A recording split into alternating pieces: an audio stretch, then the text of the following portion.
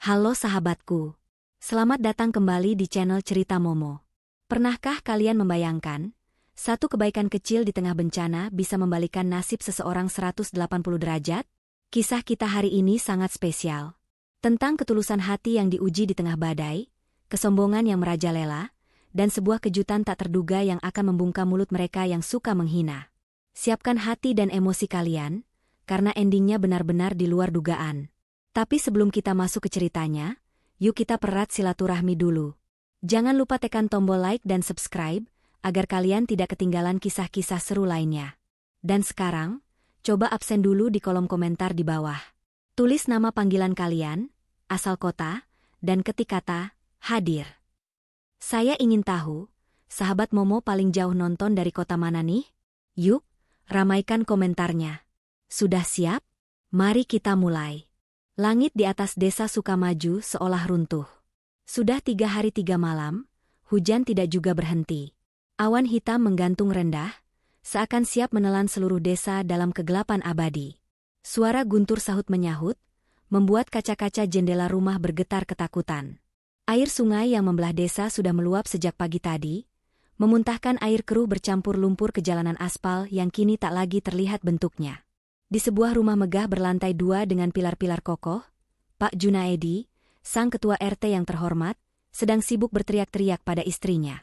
Bukan untuk memastikan keselamatan keluarga, tapi memerintah untuk memindahkan guci-guci keramik mahalnya ke lantai atas. Awas pecah. Itu harganya mahal. Jangan sampai kena air, Bu, teriaknya, suaranya kalah oleh deru hujan yang menghantam atap.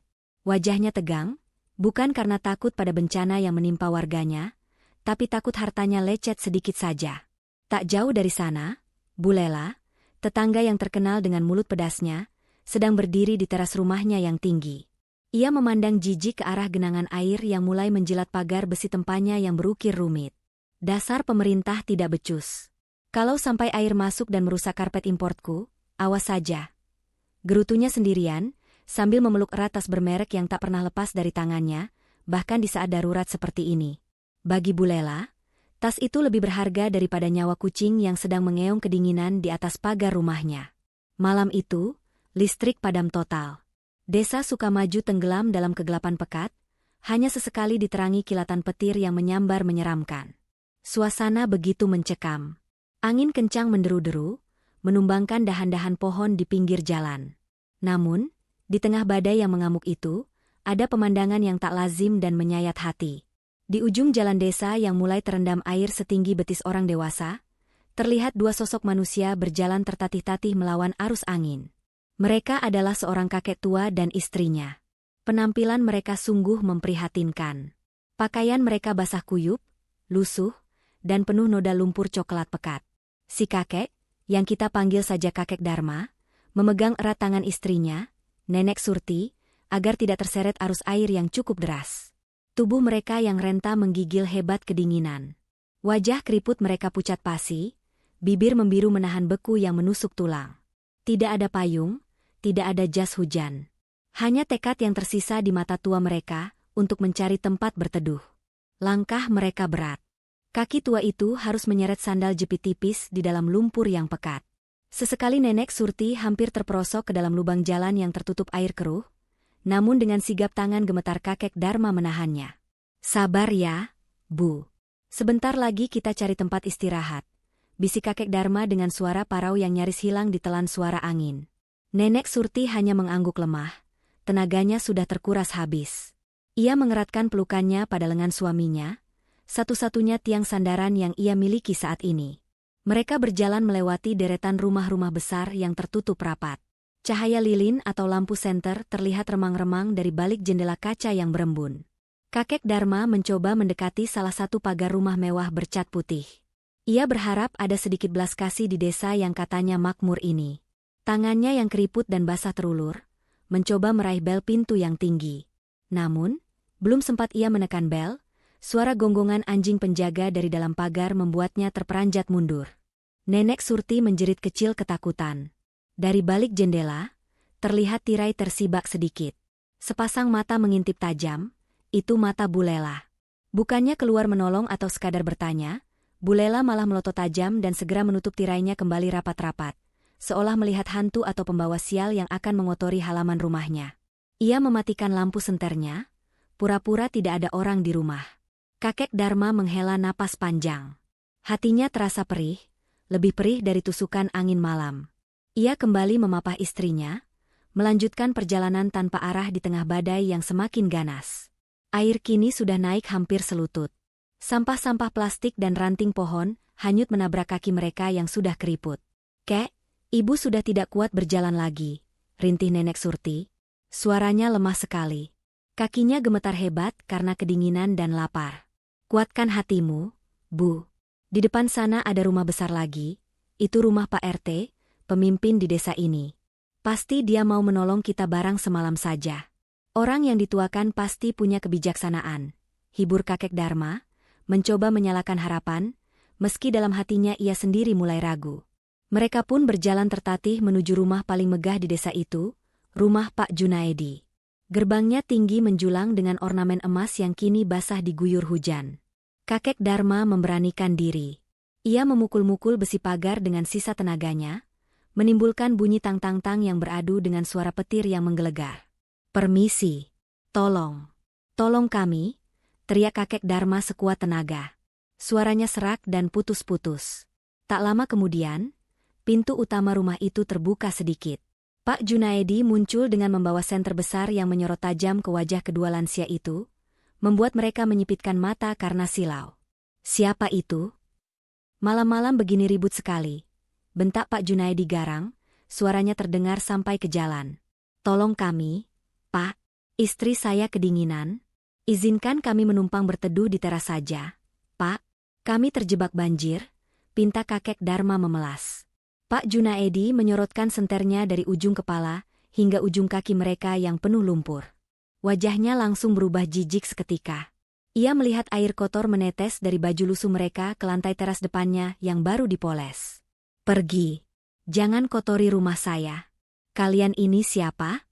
Gelandangannya? Jangan ambil kesempatan dalam kesempitan.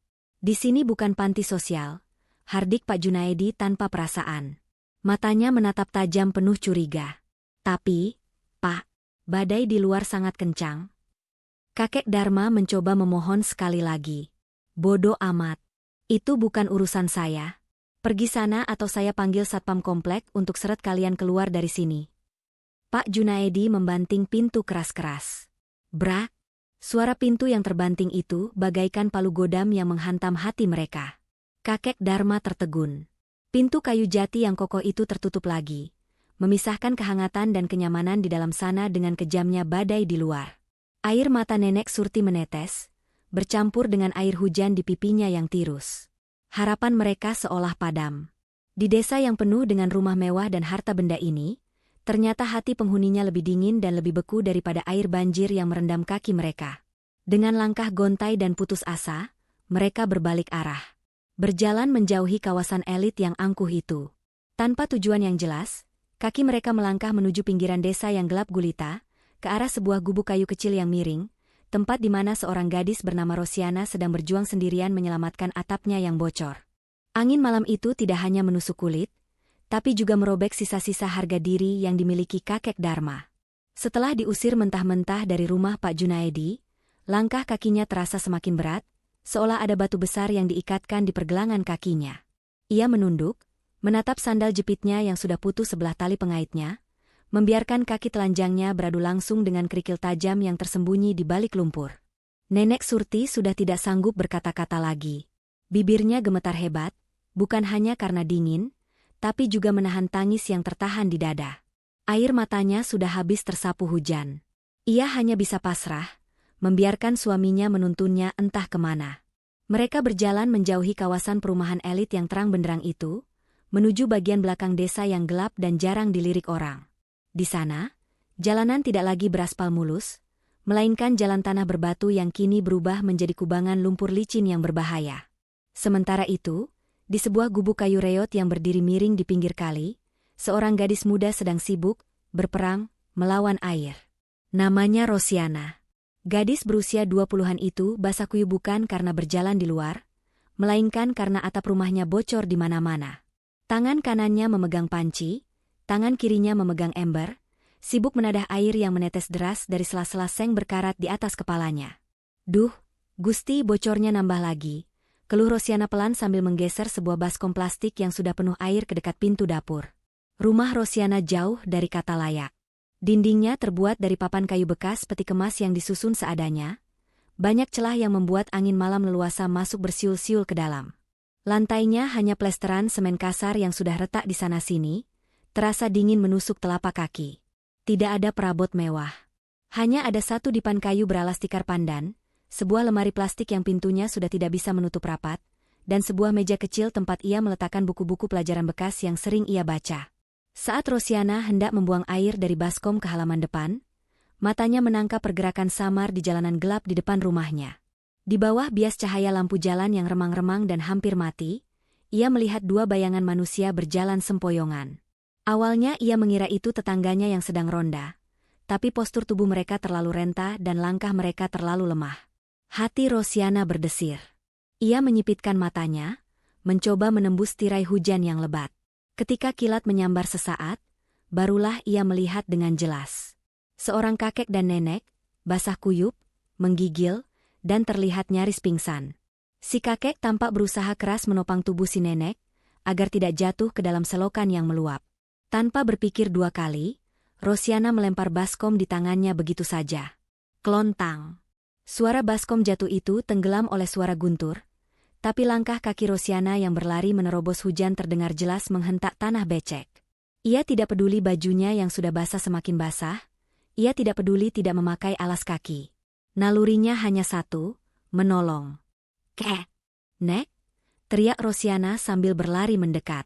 Kakek Dharma yang sudah pasrah dan hampir menyerah, terkejut mendengar suara teriakan itu. Ia mengangkat wajahnya yang layu. Dilihatnya seorang gadis muda berlari ke arah mereka tanpa membawa payung, wajahnya penuh kekhawatiran yang tulus.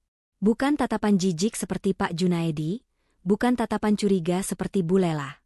Ini tatapan seorang anak yang melihat orang tuanya dalam bahaya. "Ya Allah, Kek, Nek, kenapa hujan-hujanan begini? Mari masuk, Kek, bahaya di sini," ujar Rosiana setengah berteriak agar suaranya terdengar. Tanpa menunggu jawaban, tangan Rosiana langsung meraih lengan Nenek Surti yang dingin sedingin es. "Nak, kami kotor."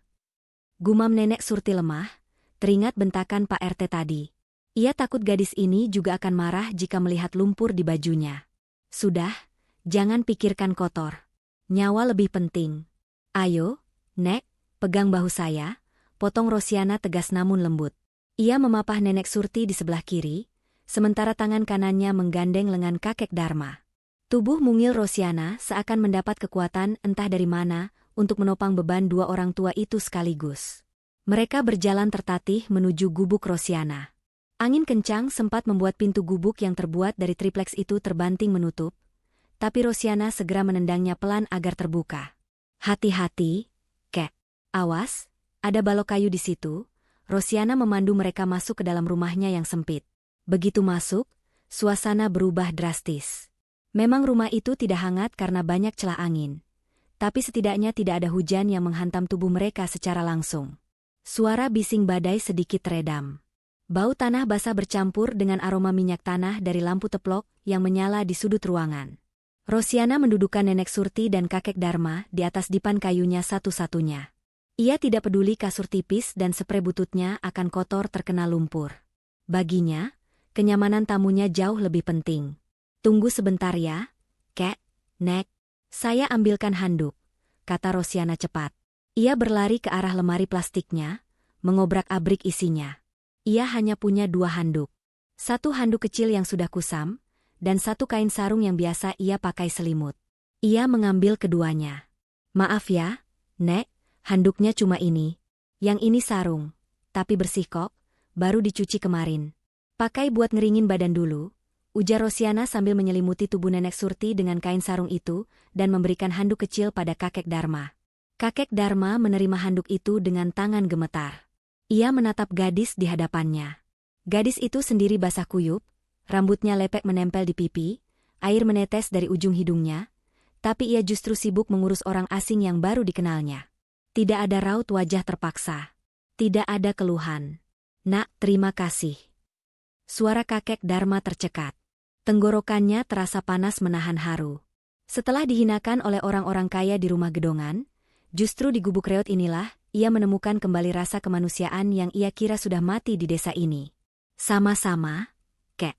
Sudah kewajiban sesama manusia, jawab Rosiana sambil tersenyum tulus, memperlihatkan lesung pipit di pipinya yang tirus. Kakek sama nenek duduk dulu ya, saya mau rebus air panas biar badannya hangat. Jangan sungkan, anggap saja rumah sendiri, walaupun ya begini keadaannya sempit dan bocor di sana-sini. Rosiana tertawa kecil, mencoba mencairkan suasana, seolah atap yang meneteskan air di pojok ruangan itu adalah hal yang lucu, bukan simbol kemiskinannya. Ia segera berbalik menuju dapur kecil di sudut ruangan, menyalakan kompor minyak tanah tua yang sumbunya harus dipancing berkali-kali baru mau menyala. Nenek Surti menyeka wajahnya dengan kain sarung pemberian Rosiana. Ia menatap sekeliling ruangan itu. Matanya yang tajam menangkap detail-detail kecil. Foto wisuda SMA Rosiana yang bingkainya retak, tumpukan buku yang ditata rapi di atas kardus bekas agar tidak kena banjir, dan lantai semen yang dingin tanpa karpet. Rumah ini miskin harta, batin Nenek Surti, tapi kaya akan hati. Di luar, badai masih mengamuk, seolah ingin merobohkan gubuk itu. Namun di dalam, secercah kehangatan mulai tumbuh, bukan dari perapian, melainkan dari ketulusan seorang gadis miskin yang tidak punya apa-apa selain kebaikan. Bunyi air mendidih dari panci di atas kompor sumbu itu, memecah keheningan di dalam gubuk. Uap panas mengepul, membawa sedikit kehangatan yang langsung disambut syukur oleh penghuni ruangan sempit itu. Rosiana dengan cekatan menuangkan air panas ke dalam 2 gelas kaleng bermotif bunga yang catnya sudah terkelupas di beberapa bagian. Ia membuka toples gula, menyendok sisa-sisa butiran putih terakhir yang ia miliki. Tidak ada keraguan sedikitpun di wajahnya saat ia menumpahkan semua sisa gula itu ke dalam gelas tamu-tamunya, membiarkan toplesnya kini benar-benar kosong melompong. Silakan, Kek, Nek. Minum dulu air gula hangatnya. Maaf, tidak ada teh atau kopi, stok saya sudah habis kemarin, ujar Rosiana sambil meletakkan nampan plastik retak itu di atas dipan, tepat di antara kakek Dharma dan Nenek Surti. Kakek Dharma menatap gelas itu. Uapnya menari-nari di udara. Ia tahu betul, bagi gadis sebatang kara dengan rumah seperti ini, gula adalah barang mewah. Namun, gadis ini memberikan semuanya tanpa menyisakan untuk dirinya sendiri. Dengan tangan gemetar, kakek Dharma mengangkat gelas itu, menyeruputnya perlahan. Rasa manis yang sederhana itu mengalir ke tenggorokannya, menghangatkan dadanya yang sejak tadi sesak oleh amarah dan kekecewaan pada warga desa. Terima kasih, Nak. Ini lebih nikmat dari minuman di restoran mahal manapun, ucap kakek Dharma tulus. Matanya berkaca-kaca menatap Rosiana. Nenek Surti pun meminumnya sedikit demi sedikit. Tubuhnya mulai berhenti menggigil. Namun, pakaian basah yang melekat di tubuh mereka masih menjadi masalah. Rosiana menyadari hal itu. Ia melihat Nenek Surti beberapa kali mengusap lengan bajunya yang kuyup. Sebentar ya, Nek. Pakaian basah itu harus diganti. Nanti masuk angin, kata Rosiana. Ia beranjak menuju lemari plastik di pojok ruangan. Pintu lemari itu berdecit saat dibuka, memperlihatkan isinya yang tak seberapa. Hanya ada beberapa helai kaos oblong, daster tua, dan tumpukan kain sarung. Rosiana terdiam sejenak, memilah-milah. Ia tidak punya pakaian laki-laki.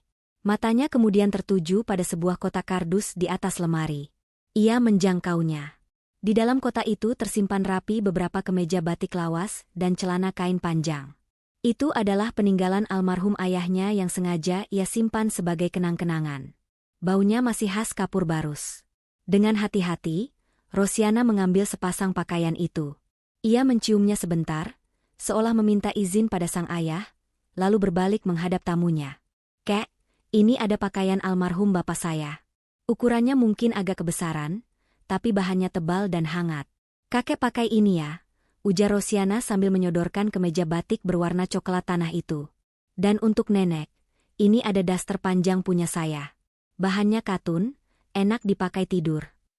Kakek Dharma menerima pakaian itu dengan takzim. Ia meraba kain batik tua itu. Halus dan terawat. Kamu yakin, Nak? Ini barang kenangan bapakmu? Bapak pasti senang kalau bajunya bisa menolong orang. Kek, silakan ganti di balik sekat kain itu. Saya tunggu di dapur. Jawab Rosiana sambil menunjuk selembar kain gorden kusam yang membatasi ruang tidur dengan area dapur. Sambil menunggu kedua lansia itu berganti pakaian, Rosiana duduk di bangku kecil dekat kompor. Ia menatap nyala api sumbu yang bergoyang-goyang tertiup angin yang menerobos celah dinding papan. Pikirannya melayang. Ia tidak tahu siapa kakek dan nenek ini, dari mana asalnya, dan kenapa mereka bisa tersasar di badai seganas ini. Tapi hatinya mengatakan bahwa mereka orang baik. Setelah beberapa menit, kakek Dharma dan nenek Surti keluar dari balik sekat. Penampilan mereka kini jauh lebih baik. Kemeja batik almarhum ayah Rosiana tampak sedikit kedodoran di tubuh kurus kakek Dharma, namun memberikan wibawa tersendiri. Nenek Surti terlihat nyaman dengan daster bunga-bunga milik Rosiana. "Sudah lebih hangat?" tanya Rosiana sambil tersenyum lebar. "Jauh lebih baik, Nak Rosiana." "Terima kasih," jawab nenek Surti, lalu duduk kembali di tepi dipan. Matanya kini lebih awas mengamati sekeliling. Ia melihat deretan buku-buku pelajaran bekas yang ditumpuk rapi di atas meja belajar kecil yang kakinya diganjal batu bata. Judul-judul bukunya berat: ekonomi makro, manajemen bisnis, hukum agraria. "Kamu suka membaca?" tanya nenek Surti, menunjuk tumpukan buku itu. Rosiana mengangguk malu. "Iya, Nek. Itu buku-buku bekas yang saya beli di pasar loak. Kadang kalau ada rezeki lebih, saya beli satu. Kalau lagi tidak ada uang, saya pinjam di perpustakaan keliling kalau pas lewat." "Kamu kuliah di mana?" tanya kakek Dharma, ikut tertarik. Rosiana tertunduk, memainkan ujung jarinya. "Tidak kuliah, Kek. Saya cuma lulusan SMA. Dulu mau lanjut, tapi bapak sakit keras dan butuh biaya banyak. Setelah bapak dan ibu meninggal, saya harus kerja serabutan buat makan. Jadi ya, belajarnya otodidak saja dari buku-buku itu. Mimpi sih boleh saja kan, Kek? Siapa tahu suatu hari nanti ilmu di buku itu berguna." Mendengar jawaban itu, kakek Dharma dan nenek Surti saling berpandangan. Ada kilatan rasa kagum sekaligus iba di mata mereka. Di tengah keterbatasan yang mencekik, gadis ini tidak membiarkan otaknya ikut miskin. Ia tetap memberi makan jiwanya dengan ilmu, meski perutnya sering menahan lapar. "Hebat," gumam kakek Dharma pelan, hampir tak terdengar. "Banyak sarjana di luar sana yang ijazahnya hanya jadi pajangan dinding. Tapi kamu punya semangat belajar yang murni." Tiba-tiba, suara kerucuk-kerucuk terdengar cukup keras. Suara perut yang lapar. Wajah nenek Surti memerah karena malu. Rosiana tersentak kaget, lalu tertawa kecil untuk mencairkan suasana canggung. "Wah, sepertinya air gula saja tidak cukup mengganjal perut ya, Nek," canda Rosiana lembut. Kakek Dharma tersenyum simpul sambil memegangi perutnya. "Maaf ya, Nak. Sejujurnya kami belum makan dari siang. Tadi niatnya mau cari warung, tapi keburu badai dan tidak ada yang buka." Rosiana mengangguk paham. Ia bangkit berdiri. "Tunggu sebentar ya. Saya cek dulu di dapur ada apa. Seingat saya masih ada sedikit persediaan." Rosiana melangkah ke dapur, membuka satu-satunya lemari makan gantung yang ia punya. Hatinya berdesir saat melihat isinya. Kosong. Hanya ada 2 bungkus mie instan rasa ayam bawang yang terjepit di pojok lemari. Itu adalah jatah makannya untuk 2 hari ke depan. Jika ia memasaknya sekarang, besok ia harus puasa. Ia menoleh ke belakang, melihat punggung kakek Dharma dan nenek Surti yang duduk berhimpitan di atas dipan reotnya. Mereka tampak begitu lelah dan rapuh. Tanpa ragu sedetik pun, tangan Rosiana meraih kedua bungkus mie instan itu. Rezeki besok sudah ada yang atur. Batin Rosiana mantap. Yang penting malam ini tamu saya tidak kelaparan. Di luar gubuk, badai masih belum menunjukkan tanda-tanda akan berhenti. Angin kencang memukul-mukul dinding papan seolah ingin merobohkannya.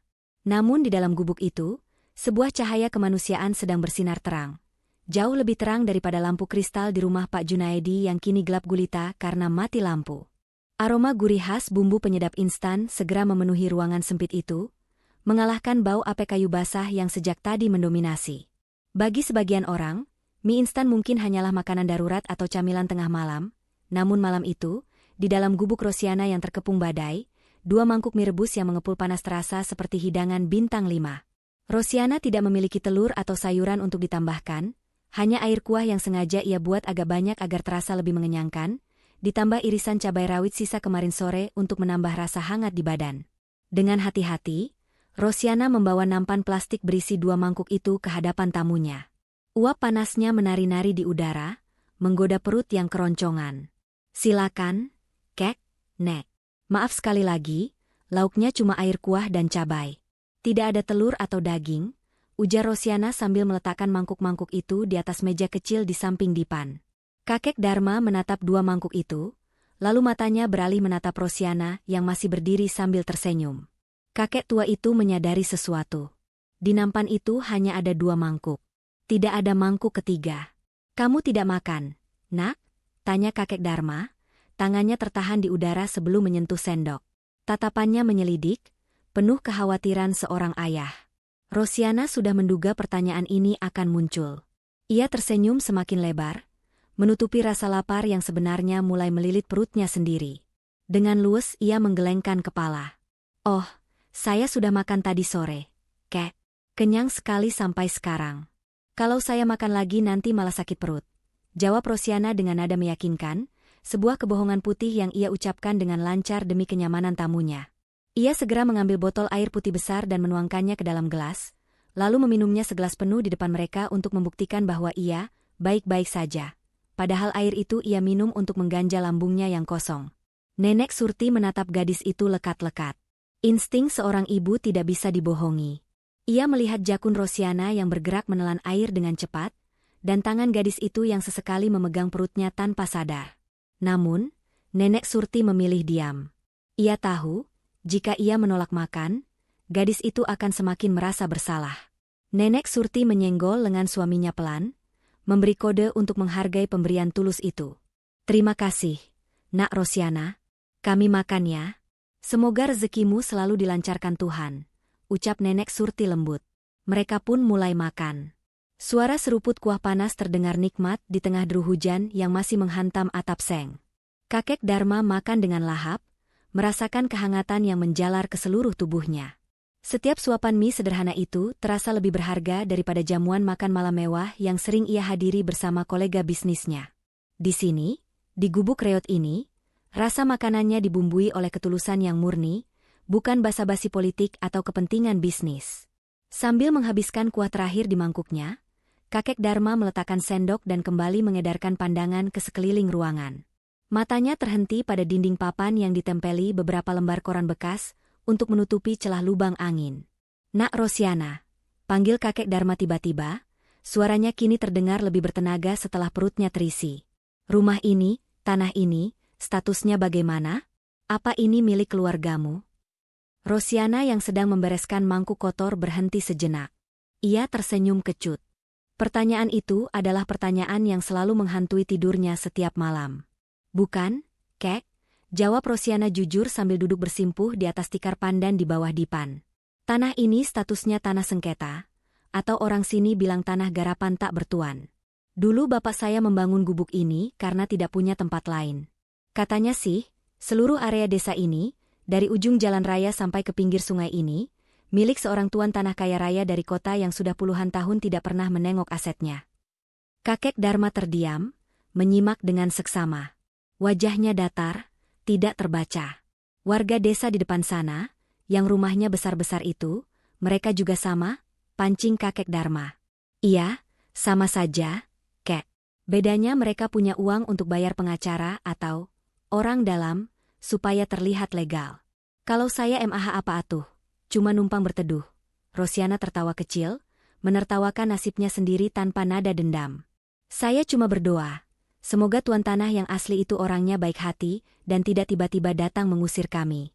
Kalau digusur, saya tidak tahu harus tinggal di mana lagi. Kakek Dharma bertukar pandang dengan Nenek Surti. Ada sorot mata tajam yang saling beradu dalam diam di antara pasangan tua itu. Sebuah komunikasi tanpa kata yang hanya dimengerti oleh mereka berdua. Memangnya kamu belum pernah bertemu pemilik aslinya? Tanya Nenek Surti pelan. Belum pernah, Nek. Kabarnya simpang siur. Ada yang bilang dia sudah meninggal, ada yang bilang dia tinggal di luar negeri. Entahlah. Bagi orang kecil seperti saya, yang penting hari ini bisa tidur dan tidak kehujanan saja sudah syukur. Jawab Rosiana sambil bangkit membawa mangkuk kotor ke dapur. Malam semakin larut. Badai di luar mulai sedikit mereda meski hujan masih turun deras. Sudah waktunya istirahat. Rosiana menggelar satu-satunya kasur busa tipis yang ada di atas dipan itu, merapikan spraynya yang sudah pudar warnanya. Kakek sama nenek tidur di dipan ini ya. Kasurnya memang tipis, tapi lumayan empuk daripada lantai, kata Rosiana mempersilakan. Loh, terus kamu tidur di mana? Tanya kakek Dharma kaget. Saya tidur di sini saja, Kek. Rosiana menunjuk tikar pandan yang ia gelar di lantai semen, tepat di samping dipan. Ia mengambil tumpukan kain sarung bekas untuk dijadikan bantal. Saya sudah biasa tidur di tikar.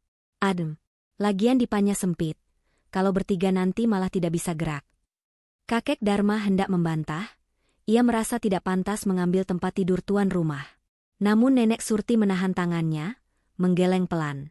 Nenek itu tahu, menolak tawaran Rosiana hanya akan melukai harga diri gadis itu. Rosiana ingin memuliakan tamunya dengan memberikan yang terbaik yang ia punya. Terima kasih, Nak. Kamu anak yang sangat baik, ucap kakek Dharma akhirnya, suaranya bergetar. Lampu teplok dikecilkan nyalanya.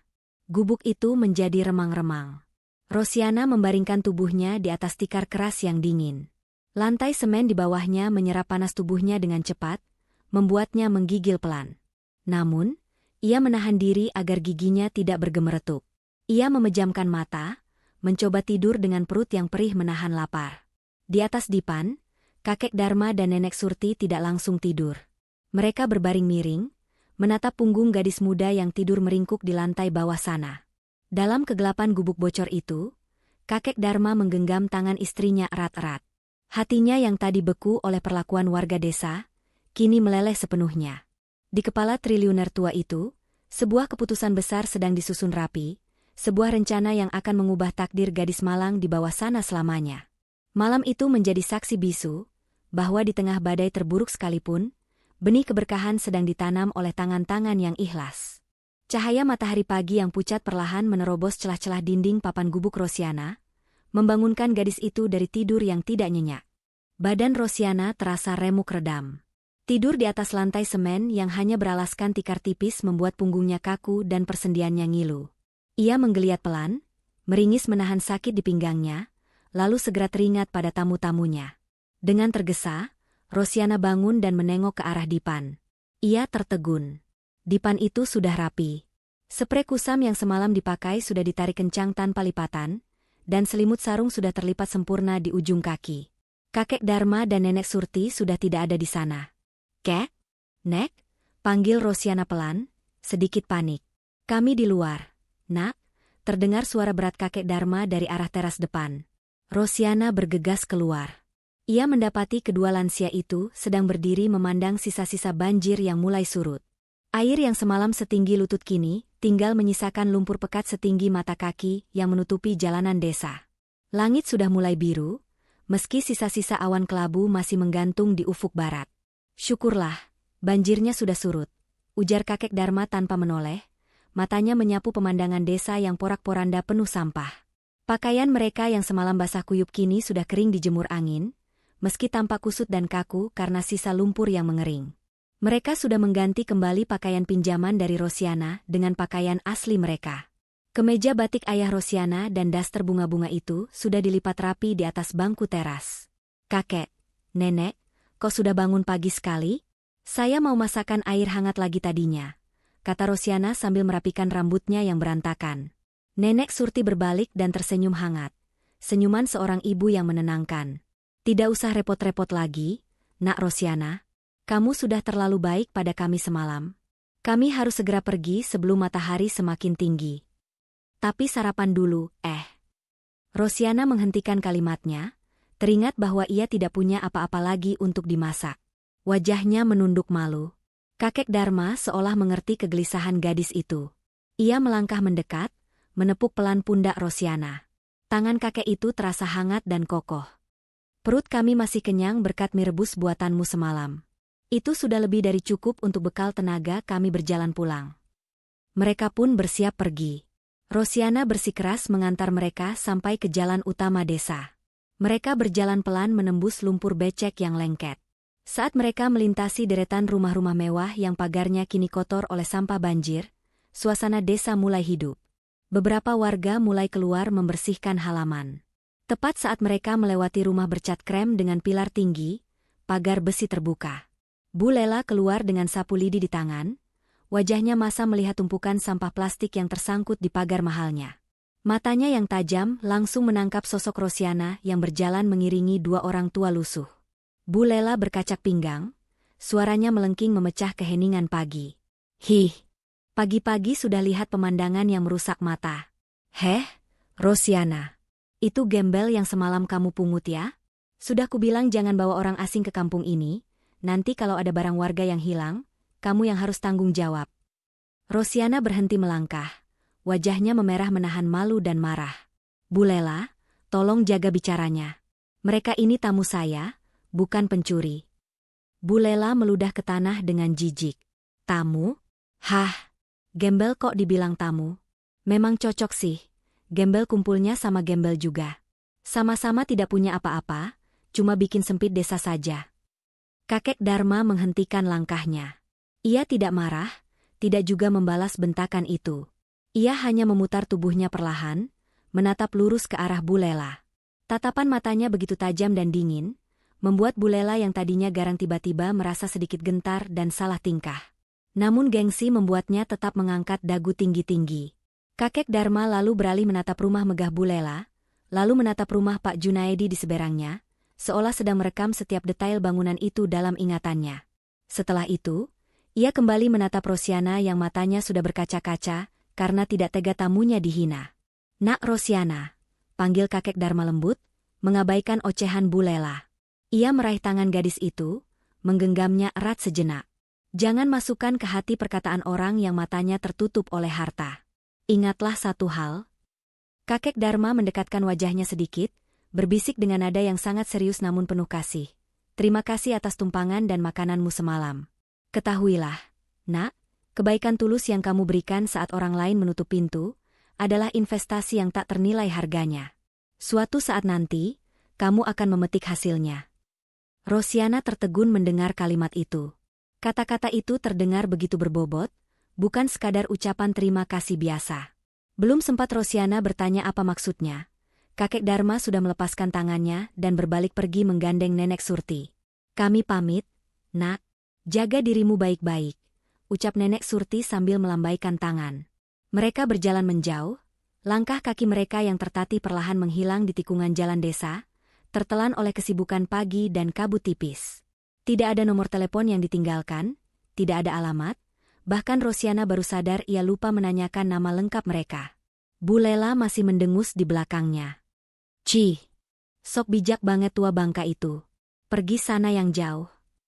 Rosiana berdiri mematung di tengah jalan berlumpur, menatap punggung kedua orang tua itu hingga benar-benar hilang dari pandangan. Ada perasaan aneh yang menjalar di hatinya. Perasaan bahwa pertemuan singkat semalam bukanlah sebuah kebetulan, melainkan awal dari sesuatu yang besar yang belum bisa ia pahami sekarang. Ia meremas tangannya yang tadi digenggam kakek Dharma, masih terasa sisa kehangatannya, seolah menjadi satu-satunya kekuatan untuk menghadapi hari-hari berat yang akan datang. 2 bulan telah berlalu sejak badai besar itu meluluh lantakkan desa Sukamaju. Jejak-jejak lumpur telah lama hilang, berganti dengan jalanan desa yang kembali bersih dan aspal yang baru saja ditambal sulam. Warga desa seolah lupa pada ketakutan mereka saat air bah menerjang. Kesombongan yang sempat surut seiring banjir, kini pasang kembali, bahkan lebih tinggi dari sebelumnya. Topik hangat yang kini beredar di pos ronda dan arisan ibu-ibu bukan lagi soal bencana, melainkan rencana besar pemerintah daerah untuk menjadikan kawasan mereka sebagai desa wisata unggulan. Malam itu, balai warga dipenuhi sesak oleh kepala keluarga dan tokoh masyarakat. Lampu neon putih terang benderang menyinari wajah-wajah antusias mereka. Di meja paling depan, Pak Junaedi duduk dengan wibawa yang dibuat-buat, memegang mikrofon seolah itu adalah tongkat kekuasaan. Di sebelahnya, Bu Lela duduk dengan kipas tangan yang tak henti-hentinya dikibas, matanya menyapu ruangan dengan tatapan menilai. Di sudut paling belakang, nyaris tersembunyi dalam bayangan pilar, Rosiana duduk menunduk, meremas ujung roknya yang pudar. Ia diundang, atau lebih tepatnya dipanggil, secara khusus malam ini. "Bapak-bapak dan ibu-ibu sekalian," suara Pak Junaedi menggema lewat pengeras suara yang sembar. "Seperti yang kita ketahui, proposal kita untuk menjadi desa wisata air tinggal selangkah lagi disetujui. Ini artinya apa? Artinya harga tanah kita akan melambung. Wisatawan akan datang membawa uang. Kita akan jadi desa elit. Tepuk tangan riuh membahana. Wajah-wajah warga berseri-seri membayangkan pundi-pundi rupiah. Namun, Pak Junaedi mengangkat tangan, meminta ketenangan. Wajahnya berubah serius. Tapi, lanjut Pak Junaedi dengan nada dramatis, ada satu kendala besar. Tim penilai dari Dinas Pariwisata mensyaratkan, estetika, atau keindahan lingkungan. Desa kita harus bersih, rapi, dan sedap dipandang mata. Tidak boleh ada pemandangan kumuh yang merusak citra desa kita. Hening sejenak. Mata Pak Junaedi perlahan bergerak, menembus kerumunan, dan berhenti tepat di sosok kecil di pojok ruangan. Mengikuti arah pandangan Pak RT, seluruh kepala di ruangan itu serentak menoleh ke belakang. Puluhan pasang mata kini menatap Rosiana. Gadis itu merasa kerdil, seolah ditelanjangi oleh tatapan menghakimi tetangganya sendiri. Maaf ya, Rosiana, suara Pak Junaedi terdengar halus tapi tajam. Bukannya kami kejam. Tapi gubuk reotmu yang miring di pinggir kali itu, jujur saja, itu seperti noda hitam di atas kain putih. Sangat mengganggu pemandangan. Kalau tim penilai datang dan melihat gubuk itu, bisa-bisa status desa wisata kita batal. Ratusan juta potensi pendapatan warga bisa melayang cuma gara-gara satu rumah kumuh. Darah Rosiana berdesir hebat. Jantungnya berdegup kencang memukul rongga dada. Ia memberanikan diri mengangkat wajah. Suaranya bergetar saat menjawab, "Tapi Pak, itu rumah satu-satunya peninggalan orang tua saya. Saya tidak punya tanah lain. Saya sudah tinggal di sana sejak lahir." "Justru itu masalahnya," potong Bu Lela tiba-tiba, suaranya melengking tajam tanpa mikrofon pun terdengar jelas. Ia berdiri, menudingkan telunjuknya yang berhias cincin emas ke arah Rosiana. "Kamu itu sadar diri dong, Ros? Itu tanah bukan tanahmu. Itu tanah garapan tak bertuan. Selama ini warga diam saja kamu numpang di situ karena kasihan. Tapi sekarang kepentingan orang banyak lebih penting daripada kasihan sama satu orang." "Betul," sahut beberapa warga lain. "Gara-gara kamu nanti kita gagal kaya." Rosiana menahan air matanya agar tidak tumpah. "Bu Lela, Pak RT, saya mohon. Beri saya waktu. Kalau saya disuruh pergi sekarang, saya harus tidur di mana? Saya tidak punya uang untuk sewa kontrakan, apalagi beli tanah." "Alah, banyak alasan." Bu Lela semakin menjadi-jadi. "Kemarin saja kamu sok-sokan nampung 2 gelandangan tua itu, berlagak kayak panti asuhan. Sekarang giliran disuruh pindah demi kemajuan desa, malah playing victim. Jangan-jangan gubukmu itu jadi sarang penyakit dan kuman yang bisa nularin warga sini." Kata-kata pedas itu bagaikan sembilu yang mengiris hati. Rosiana tidak menyangka tetangganya bisa sekejam ini. Ia memandang berkeliling, mencari setitik simpati di wajah warga lain. Namun nihil. Semua wajah tampak dingin, tertutup oleh ambisi dan keserakahan. Mereka tidak melihat Rosiana sebagai tetangga yang tumbuh bersama mereka, melainkan sebagai hama yang harus disingkirkan demi properti mereka. Pak Junaedi mengetuk meja 3 kali, mengambil alih kendali. Sudah, jangan ribut. Kita selesaikan secara musyawarah mufakat, walaupun keputusannya sudah jelas. Begini saja, Rosiana. Kami beri kamu waktu 1 minggu. Bongkar gubukmu itu sendiri, atau warga yang akan membongkarnya paksa dengan gotong royong." 1 minggu? Rosiana terbelalak. "Pak, 1 minggu itu cepat sekali. Tolonglah Pak, setidaknya sampai saya dapat pekerjaan tetap atau..." "Keputusan sudah final," tegas Pak Junaedi memotong tanpa ampun. "Kami juga tidak sejahat itu. Nanti kami kasih uang kerohiman, cukuplah buat ongkos bus kamu pergi ke kota atau ke kampung lain. Yang penting, area pinggir kali itu harus bersih minggu depan. Titik." Pak Junaedi menutup rapat itu dengan ketukan palu imajiner di meja. Warga bubar dengan perasaan puas, seolah beban besar sudah terangkat dari pundak mereka. Mereka kembali mengobrol santai sambil menyantap camilan yang disediakan, tertawa-tawa membahas rencana renovasi rumah jika uang proyek cair. Rosiana masih duduk terpaku di kursinya. Kakinya lemas, tak sanggup berdiri. Dunianya terasa runtuh untuk kedua kalinya. Pertama saat ditinggal kedua orang tuanya, dan kini saat tempat berteduhnya akan dirampas paksa.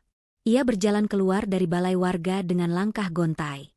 Malam itu langit cerah berbintang, kontras sekali dengan hatinya yang mendung pekat.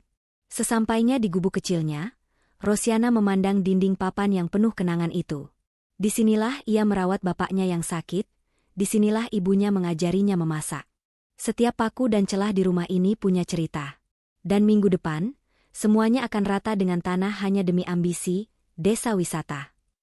Ia masuk ke dalam, duduk di tepi dipan tempat kakek Dharma dan nenek Surti pernah tidur.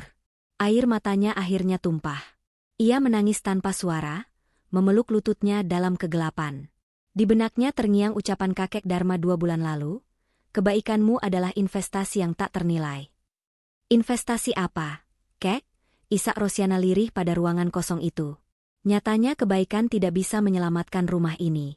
Kebaikan tidak bisa melawan kekuasaan dan uang. Malam itu, Rosiana tidur dengan perasaan putus asa yang mendalam, tidak menyadari bahwa roda nasib sedang berputar perlahan, membawa kejutan yang tak pernah ia bayangkan sebelumnya. Di suatu tempat yang jauh, sebuah rencana besar sedang dimatangkan, menunggu waktu yang tepat untuk meledak. 3 hari sebelum batas waktu pengusiran Rosiana habis, sebuah mobil sedan hitam mengkilap berhenti di depan kantor sekretariat RT. Bukan mobil mewah biasa, melainkan mobil kurir dari firma hukum ternama di ibu kota. Seorang pria berjas rapi turun, menyerahkan sebuah amplop coklat besar bersegel lilin merah kepada Pak Junaedi, lalu pergi tanpa banyak bicara. Kabar kedatangan surat itu menyebar lebih cepat daripada api yang membakar jerami kering. Dalam hitungan jam, teras rumah Pak Junaedi sudah dipenuhi warga yang penasaran. Mereka berdesak-desakan, saling sikut ingin tahu isi amplop misterius itu. Dengan tangan gemetar karena antusias, Pak Junaedi merobek segel amplop itu di hadapan warganya. Ia menarik keluar selembar kertas tebal dengan kop surat berlambang timbangan emas. "Warga sekalian," seru Pak Junaedi, suaranya bergetar menahan gejolak kegembiraan. "Dengarkan ini." Surat ini memberitahukan bahwa pemilik sah tanah Blok Sukamaju, tuan besar yang selama puluhan tahun tidak pernah muncul, akan datang berkunjung 3 hari lagi. Suara bisik-bisik seketika berubah menjadi keriuhan. "Untuk apa, Pak RT? Mau menggusur kita?" tanya seorang warga dengan cemas. "Hus! Sembarangan," potong Pak Junaedi cepat, senyum lebarnya merekah hingga ke telinga. "Dengar lanjutannya. Beliau datang dengan tujuan melakukan penataan ulang administrasi dan penyerahan hak kepemilikan kepada pihak yang layak." "Penyerahan hak kepemilikan?" ulang Bu Lela, matanya membelalak lebar, seolah melihat tumpukan emas. "Artinya, kita bakal dapat sertifikat tanah gratis, Pak." "Pasti begitu," seru Pak Junaedi penuh keyakinan, menafsirkan isi surat itu sesuai keserakahannya sendiri. "Pikirkan saja, Bapak Ibu. Tuan besar ini sudah tua, pasti dia bingung mengurus tanah seluas ini sendirian. Apalagi dia tahu desa kita mau jadi desa wisata. Pasti dia mau membagikan sertifikat ini supaya nilai tanahnya naik, atau mungkin memberikan kompensasi ganti rugi miliaran rupiah." Sorak-sorai meledak. Warga desa berpelukan satu sama lain. Bayangan menjadi miliarder mendadak menari-nari di pelupuk mata mereka. Mereka yang tadinya cemas soal status tanah garapan ilegal, kini merasa di atas angin. Seolah-olah rezeki nomplok jatuh dari langit tepat ke pangkuan mereka. "Kita harus sambut beliau dengan meriah," teriak Bu Lela penuh semangat. "Jangan sampai beliau kecewa. Kalau beliau senang, pasti pembagian sertifikatnya makin gampang." "Benar." Pak Junaedi langsung mengambil komando. "Mulai besok, kita kerja bakti besar-besaran. Pasang umbul-umbul di sepanjang jalan masuk. Sewa tenda VIP. Kita potong 2 ekor kambing untuk jamuan makan siang. Pokoknya, buat tuan besar terkesan bahwa kita adalah warga yang makmur dan terhormat." Euforia itu menggema hingga ke sudut desa, menembus dinding tipis gubuk Rosiana. Di dalam rumahnya yang sunyi, Rosiana sedang memasukkan buku-buku kesayangannya ke dalam kardus bekas mie instan. Tangannya berhenti bergerak saat mendengar sorak-sorai dari arah rumah Pak RT. "Pemilik tanah asli," gumam Rosiana pelan. Ada secercah harapan kecil di hatinya. Apakah mungkin tuan tanah itu orang yang bijaksana? Apakah dia mau mendengar keluhan orang kecil sepertiku sebelum aku diusir? Namun, harapan itu pupus ketika saat sore harinya Pak Junaedi dan Bu Lela mendatangi gubuknya. Mereka tidak datang untuk mengajak Rosiana ikut pesta penyambutan, melainkan untuk memberikan peringatan keras. "Heh, Rosiana," panggil Bu Lela dari pagar, tidak sudi menginjakkan kaki ke halaman tanah gubuk itu. "Dengar ya, lusa Tuan Besar datang. Kamu jangan coba-coba menampakkan batang hidungmu. Jangan sampai beliau melihat gubuk jelekmu ini dan merusak moodnya. Kami akan pasang tirai tinggi di sekeliling gubukmu biar tidak kelihatan dari jalan," tambah Pak Junaedi dingin. "Dan ingat, setelah acara penyambutan selesai dan Tuan Besar pulang, kamu harus angkat kaki detik itu juga. Mengerti?" Rosiana hanya mengangguk lemah, tidak punya tenaga untuk membantah. "Baik, Pak, Bu," jawabnya lirih. Hari-hari berikutnya, Desa Sukamaju bersolek habis-habisan. Spanduk besar bertuliskan, "Selamat datang Tuan pemilik tanah yang kami hormati," terbentang gagah di gerbang masuk desa. Jalanan disiram air agar tidak berdebu. Pot-pot bunga pinjaman diletakkan di setiap tikungan. Para ibu sibuk di dapur umum menyiapkan hidangan terbaik, sementara para bapak sibuk mendirikan panggung kecil dengan karpet merah yang disewa dari kecamatan. Semua orang sibuk dengan impian mereka masing-masing. Pak Junaedi membayangkan dirinya akan diangkat menjadi perwakilan tuan tanah di desa itu. Bu Lela membayangkan akan memamerkan koleksi perhiasannya di depan istri tuan tanah. Tidak ada satupun yang peduli bahwa di balik kemeriahan itu, ada seorang gadis yang sedang mengepak baju-baju lusuhnya sambil menahan tangis, bersiap terusir dari tanah kelahirannya sendiri. Ironi begitu kental terasa di udara. Warga desa sedang menggelar karpet merah untuk menyambut Tuan Penyelamat, mereka, tanpa menyadari bahwa mereka sedang mempersiapkan panggung untuk kejatuhan mereka sendiri. Mereka membersihkan selokan, mengecat pagar, dan memoles wajah desa, tapi lupa membersihkan hati mereka yang kotor oleh kesombongan. Malam sebelum hari H, Rosiana duduk termenung di teras gubuknya. Ia menatap langit yang cerah.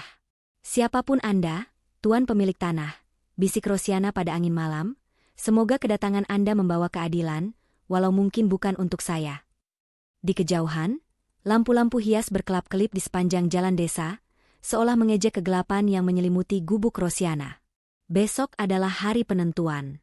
Hari di mana topeng-topeng akan terbuka, dan kebenaran akan menghantam mereka yang lupa diri dengan cara yang paling menyakitkan. Matahari bersinar terik, seolah ikut menjadi saksi bisu atas drama yang akan terjadi di Desa Sukamaju. Sejak pukul 7 pagi, warga sudah berkumpul rapi di sepanjang jalan utama desa. Mereka mengenakan pakaian terbaik mereka. Para bapak dengan batik lengan panjang yang licin disetrika, para ibu dengan kebaya modis dan perhiasan emas yang gemerincing setiap kali bergerak. Aroma parfum murahan bercampur dengan bau kambing guling yang sedang dipanggang menyeruak di udara. Pak Junaedi berdiri paling depan, persis di bawah gapura desa yang sudah dihias janur kuning. Ia terus-menerus mengecek jam tangan dan merapikan peci hitamnya. Keringat dingin mulai membasahi dahinya, bukan karena panas, tapi karena gugup. "Semuanya siap?" teriak Pak Junaedi lewat toa. "Jangan ada yang bikin malu. Anak-anak jangan lari-larian." Bu Lela, barisan ibu-ibu dirapikan. Bu Lela, yang hari itu memakai kebaya merah menyala dengan bedak tebal, mengangguk antusias. "Aman, Pak RT. Semua sudah siap menyambut rezeki nomplok." Tepat pukul 10, suasana mendadak hening. Dari kejauhan, terdengar deru mesin halus. Sebuah iring-iringan mobil mewah mulai terlihat membelah jalanan desa. Bukan satu atau dua mobil, tapi 5 mobil sedan hitam mengkilap dengan kaca gelap, dikawal oleh 1 mobil polisi di depan dan belakang. Plat nomornya bukan sembarangan, menunjukkan kelas sosial pemiliknya yang berada di puncak piramida. Itu dia, bisik warga antusias. Jantung mereka berdegup kencang. Iring-iringan itu melambat, lalu berhenti tepat di depan balai warga yang sudah disulap menjadi tempat resepsi VIP. Warga menahan napas. Pak Junaedi melangkah maju dengan senyum yang sudah dilatih berhari-hari, siap menyalami sang tuan tanah. Pintu mobil paling tengah terbuka. Seorang pengawal berbadan tegap turun lebih dulu, lalu membukakan pintu penumpang belakang dengan takzim. Kaki seseorang menjejak tanah. Sepatu pantofel kulit mengkilap, celana bahan kualitas premium, dan jas hitam yang membalut tubuh tua namun tegap. Sosok itu keluar sepenuhnya, berdiri tegak di bawah sinar matahari, lalu merapikan jasnya. Di sebelahnya, turun seorang wanita tua yang anggun dengan kebaya sutra halus dan selendang batik tulis kuno, yang harganya mungkin bisa membeli 1 rumah di desa itu. Warga bersorak, Selamat datang, Tuan. Selamat datang, Nyonya. Pak Junaedi membungkuk dalam-dalam tanpa melihat wajah tamunya. Selamat datang di Desa Sukamaju, Tuan Besar pemilik tanah. Kami, seluruh warga, sangat merasa terhormat. Kalimat Pak Junaedi terputus di tengah jalan saat ia mengangkat kepalanya. Matanya membelalak, mulutnya menganga lebar, seolah engsel rahangnya copot. Ia mengerjap-ngerjapkan mata berkali-kali, berharap ia sedang berhalusinasi. Tapi tidak. Sosok di hadapannya itu nyata. Bu Lela, yang berdiri di belakang Pak Junaedi sambil membawa nampan kalungan bunga, menjatuhkan nampan itu begitu saja. Brak! Bunga melati berhamburan di aspal panas. Wajah Bu Lela yang tadinya merah merona karena blush on, kini pucat pasi seperti mayat. Kakek gembel, desis Bu Lela dengan suara tercekat. Ya, tuan tanah yang mereka tunggu-tunggu, sang miliarder pemilik seluruh lahan desa, adalah kakek Dharma. Di sebelahnya berdiri nenek Surti, yang dulu mereka usir karena dikira pengemis. Bedanya, kini kakek Dharma tidak memakai baju lusuh berlumpur, melainkan setelan jas karya desainer ternama. Aura wibawanya begitu kuat, membuat nyali Pak Junaedi menciut sekecil biji jagung. Keheningan yang mencekam melanda seluruh kerumunan warga.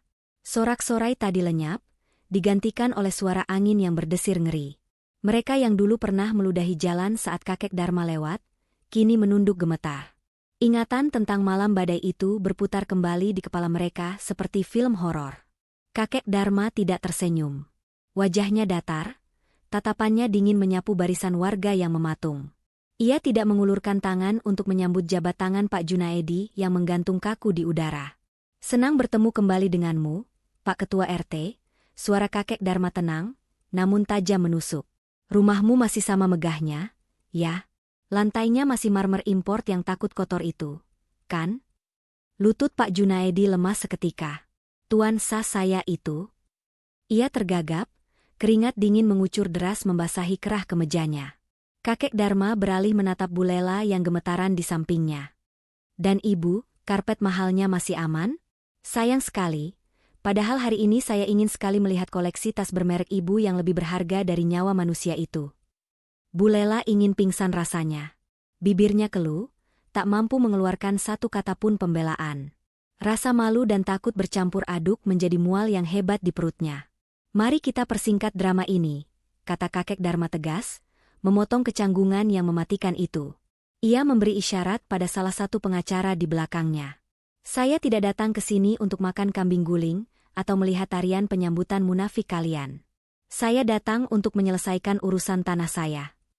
Kakek Dharma berjalan menaiki panggung kecil yang disediakan, mengambil mikrofon yang tadinya akan dipakai Pak Junaedi untuk pidato penjilat. Ia berdiri di sana, memandang seluruh warga desa dari ketinggian.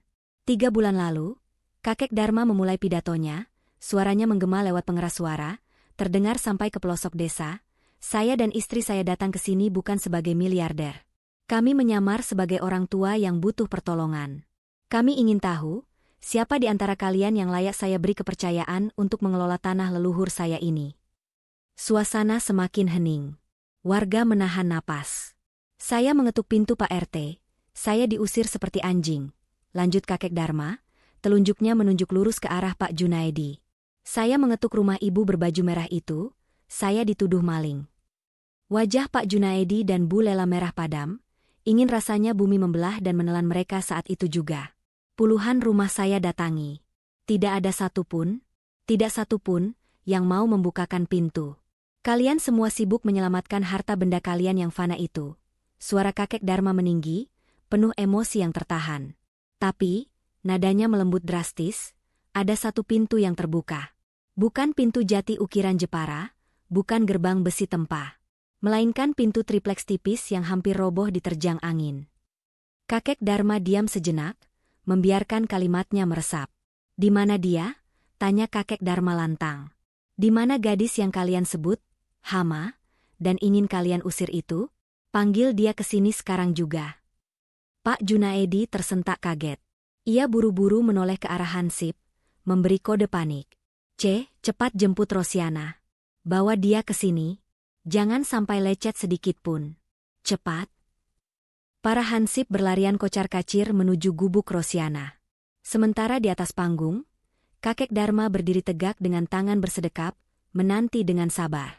Wajahnya yang tadi dingin, kini menyimpan sedikit kehangatan saat membayangkan wajah gadis penolongnya itu. Warga desa hanya bisa saling pandang dengan tatapan ngeri, menyadari bahwa roda nasib mereka sedang berputar ke titik nadir. Dan, hama, yang mereka benci itu ternyata adalah kunci dari segalanya.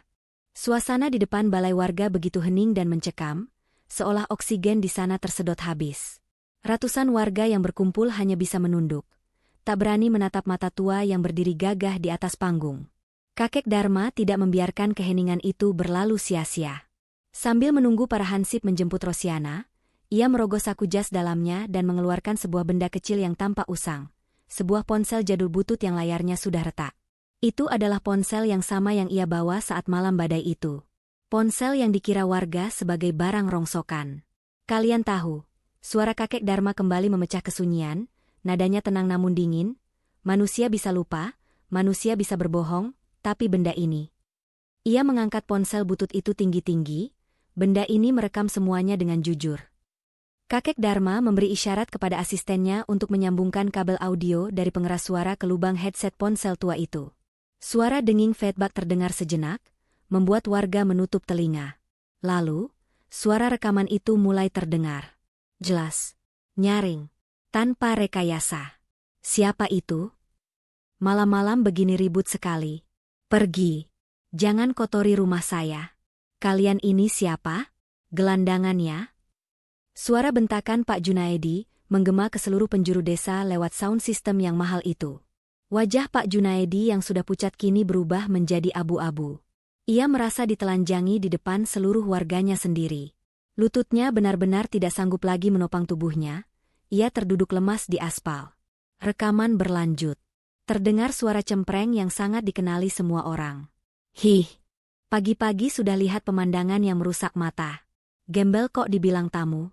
Memang cocok sih, gembel kumpulnya sama gembel. Mata seluruh warga serentak tertuju pada Bu Lela.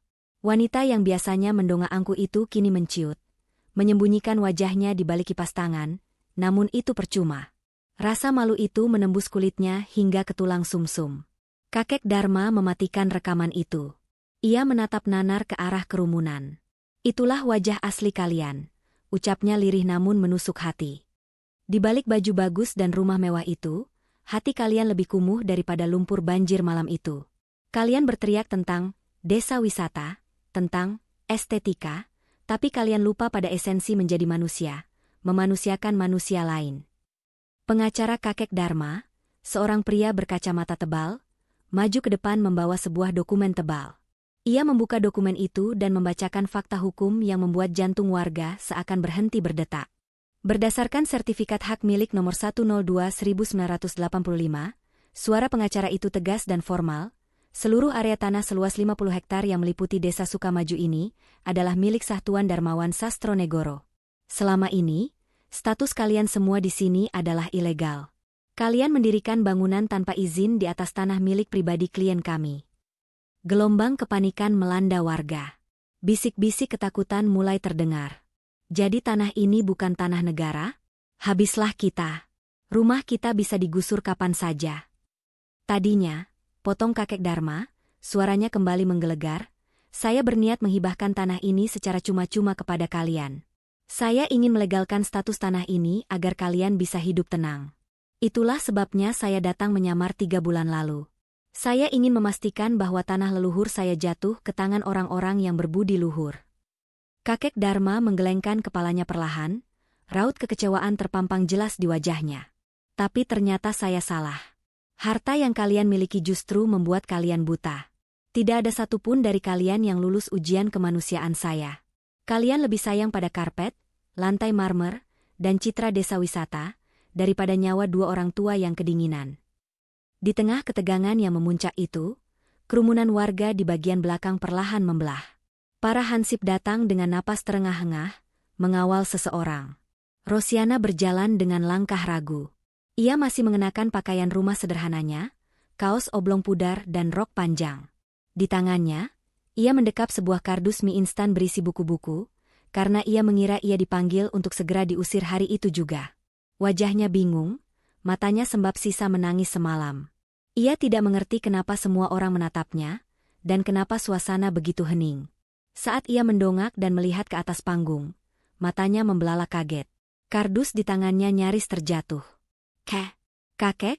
Gumam Rosiana tak percaya.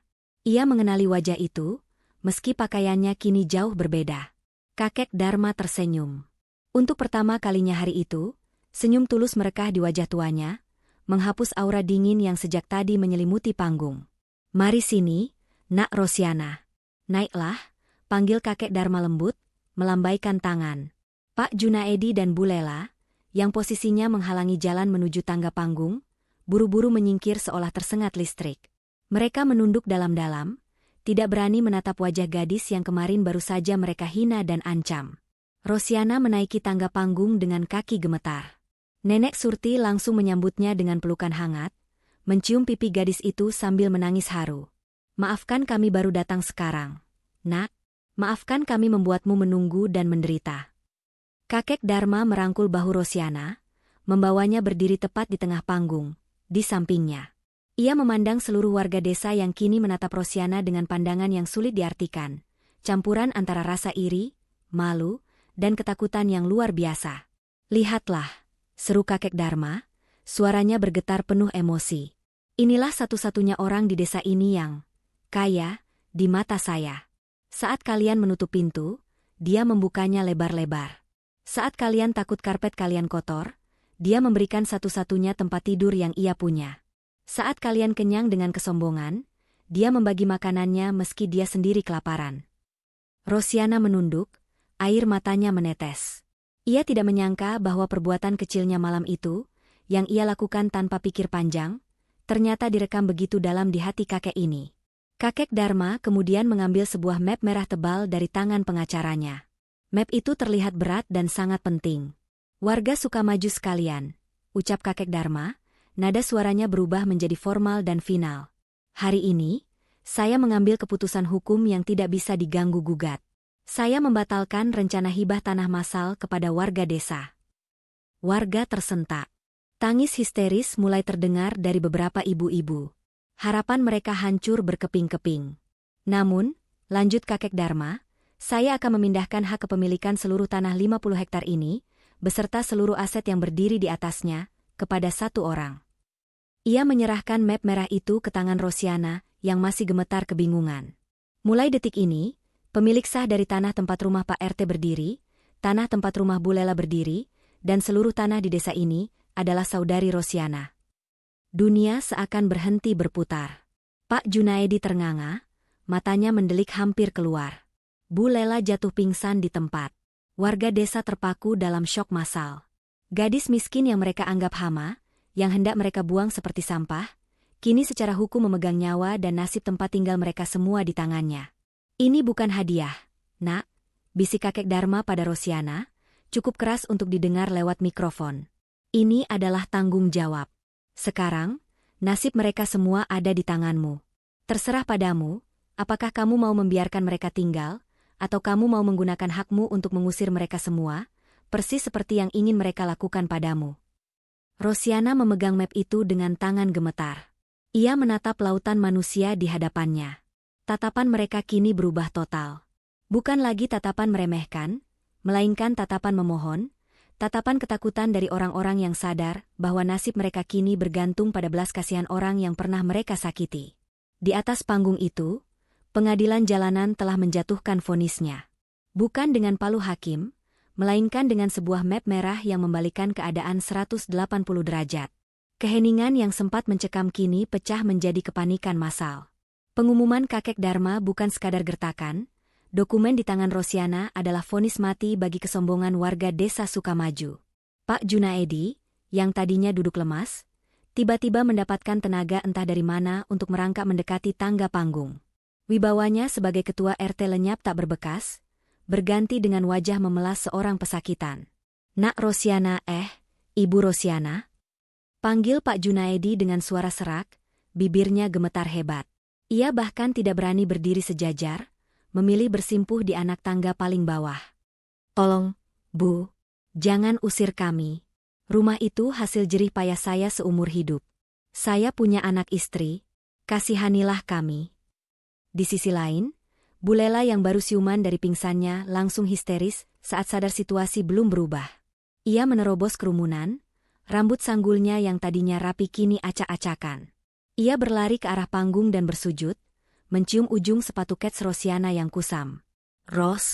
Rosiana cantik, tetanggaku yang paling baik. Ratap Bu Lela sambil menangis meraung-raung, air matanya melunturkan maskara tebalnya hingga wajahnya cemong. Maafkan mulut ibu yang jahat ini, nak. Ibu hilaf. Ibu janji akan sujud di kakimu setiap hari asal jangan ambil rumah ibu. Itu harta ibu satu-satunya. Jangan usir ibu jadi gembel. Melihat dua tokoh paling sombong di desa itu, kini berlutut mengemis belas kasihan, warga lain pun ikut menangis. Ketakutan akan kehilangan tempat tinggal membuat ego mereka runtuh seketika. Mereka yang kemarin berteriak lantang ingin menggusur gubuk Rosiana, kini justru mereka yang terancam menjadi gelandangan di tanah yang sama. Rosiana memandang pemandangan itu dengan hati bergemuruh. Tangannya masih gemetar memegang map merah itu. Ia menoleh ke arah kakek Dharma, mencari petunjuk. Namun kakek Dharma hanya tersenyum tipis, menepuk bahunya pelan. Semua terserah padamu, Tuan Tanah, bisik kakek Dharma. Kekuasaan ada di tanganmu sekarang. Kamu bisa membalas dendam dengan mengusir mereka semua detik ini juga. Itu hakmu secara hukum. Atau kamu bisa memilih jalan lain. Apapun keputusanmu, saya dukung. Rosiana menarik napas panjang. Ia menatap Pak Junaedi yang masih merengek, lalu menatap Bu Lela yang masih memeluk kakinya.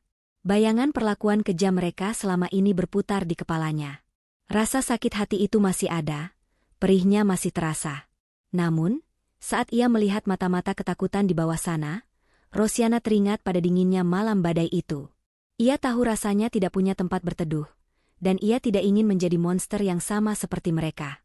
Rosiana membungkuk sedikit, melepaskan tangan Bu Lela dari kakinya dengan lembut namun tegas. Ia kemudian berdiri tegak, mendekatkan mikrofon ke bibirnya. Suaranya tidak lagi bergetar ragu, melainkan tenang dan penuh wibawa. Berdiri, Pak Junaedi.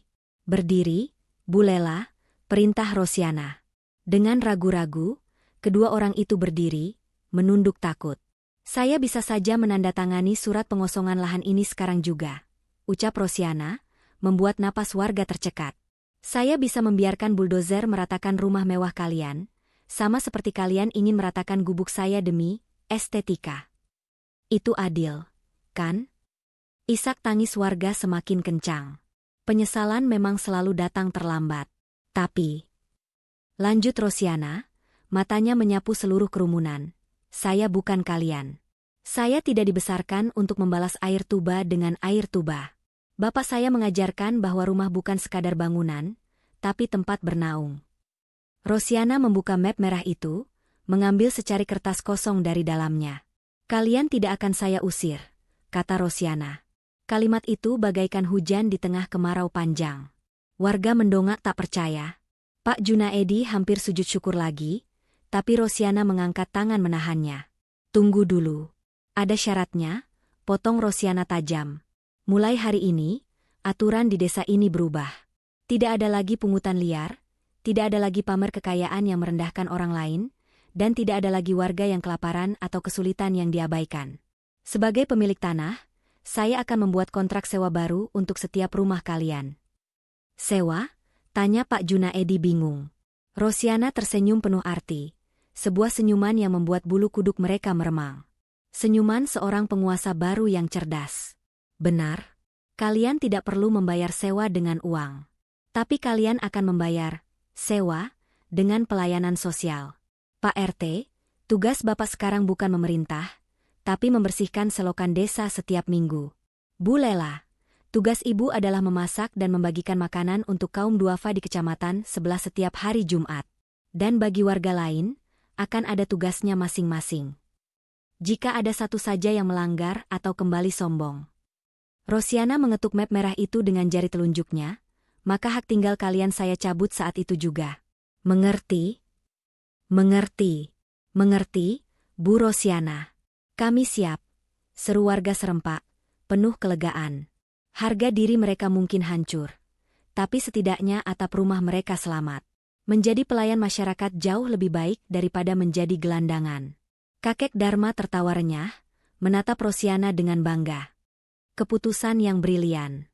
Kamu tidak hanya memberi mereka tempat tinggal, tapi juga memberi mereka pelajaran seumur hidup untuk memperbaiki akhlak.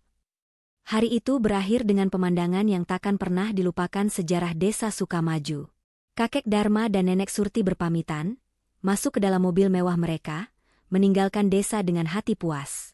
Sementara itu, di panggung, Rosiana berdiri memegang map merahnya, dikelilingi oleh tetangga-tetangganya yang kini menatapnya dengan rasa hormat dan segan yang luar biasa.